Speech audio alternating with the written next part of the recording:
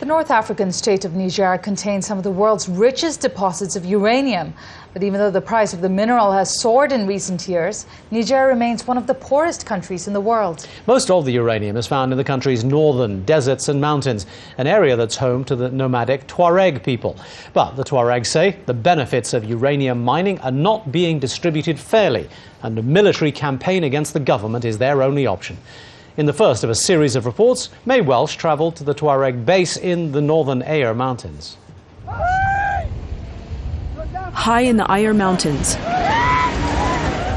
in the heart of the Sahara Desert, an army of nomads is gathering.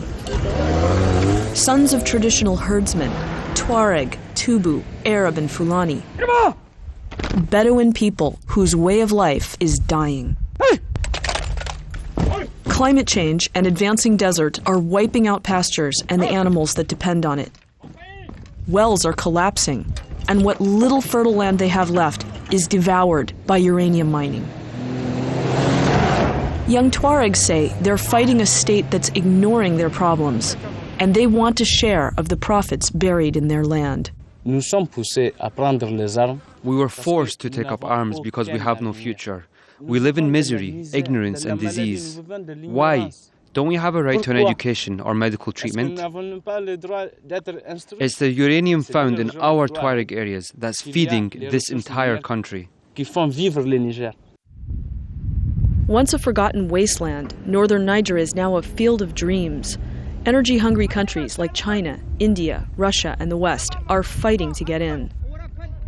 Back in the 1960s, uranium from these sands made France a nuclear power on the world stage, while Niger remained one of the poorest countries on Earth. Now uranium is worth 5 times what it used to be, and this land is worth billions. For the last 3 decades, not even 1% of the revenues have come back to the people of the uranium mining areas. We're demanding at least 20 to 30% of these revenues come back to the people here. Also joining the rebellion, ethnic Tubu nomads from Niger's extreme north. The oil of Niger is in our area, and yet we profit nothing. When the oil companies come to work in our land, they bring workers by plane into the Sahara. If they're not going to give jobs to the indigenous people, then we'll make it impossible for them to extract oil. Niger's president says the rebels are simply drug runners, and they refuse to give the government side of the story. Only one MP was willing to talk. No one is being discriminated against. We are sitting in the parliament where all ethnicities are represented, and this is the place to air one's views peacefully. My region is the poorest in this country, but we didn't take up arms. Before a patrol, the men say their goodbyes. Clashes with the army are common, landmines everywhere. Their mission is to drive the state out of all the uranium areas.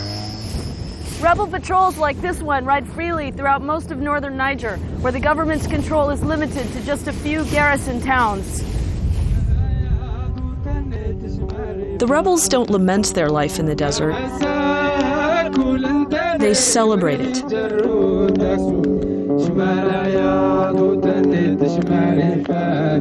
They see the Sahara as a nation, a source of identity and culture. The clothes they wear, the open space they long for, and they're willing to defend with the barrel of a gun. May Welsh, Al Jazeera, in the Ayer Mountains, northern Niger.